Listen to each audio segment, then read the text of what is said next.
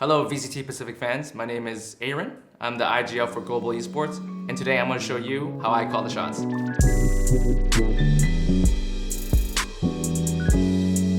Okay, so this is our pistol round against DRX during week 2 of VCT Pacific. This is the pistol round of the second half. A lot of the pistol rounds are called by me.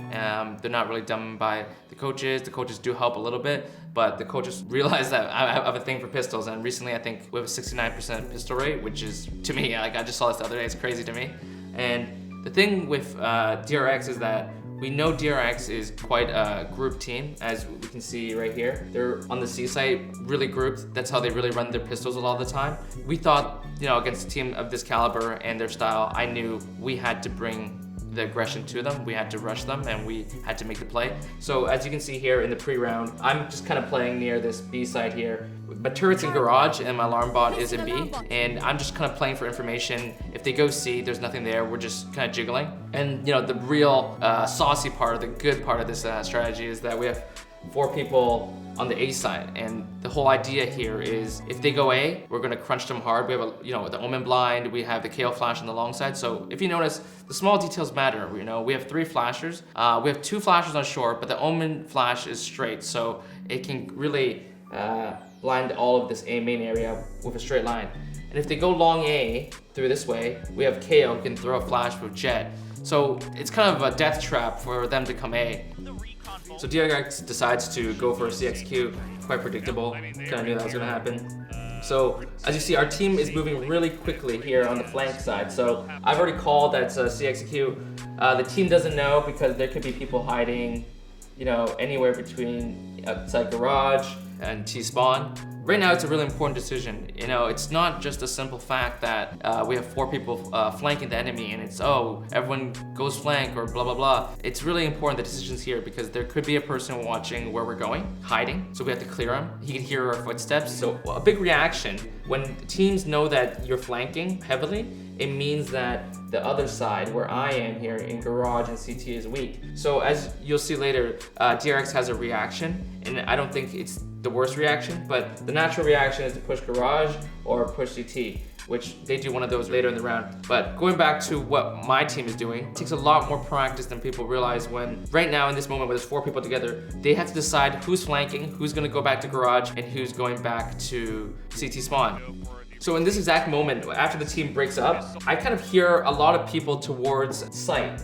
So for me, this is an instant call. It's like, there's a lot of people close to site. Maybe they're gonna push garage, maybe they're pushing spawn. And the reason why DRX is doing this is because when they entered site, there was no issues. There was nobody hiding anywhere here. There was no utility thrown by our team. So they realized very quickly that we're probably flanking. So instantly I make the call that we're not gonna flank heavy, because the turret also spots us here, I believe. So for us, we're gonna break that turret. I believe Vronsky breaks it, and we're gonna pretend we're flanking hard, but instead we're going to be going through CT hard, where we expect DRX to be. We're gonna have Omen come back through B to defender spawn with me, and then we're gonna have Batsy and Texture come garage with me. So if they push CT, we have Texture and Batsy going through garage, and if they go CT, they run into me and Omen. So everywhere there's a flashbang, and it's really important because on a pistol round, the flashbangs can really make the difference. And then we have Vronsky on the late lurk after he breaks the turret and goes C flank. So Omen comes to me, 2 guys here. DRX is slowly walking up. Very luckily for us, in a way, is DRX realizes that we are flanking. So they think that we're going to push flank heavily. So that's why they decide to push garage. Stax throws a flash here, and they kill Batsy here. So one thing for us that we could have done a bit better is made sure that, for instance, Texture got blinded. Texture's outside of garage right here.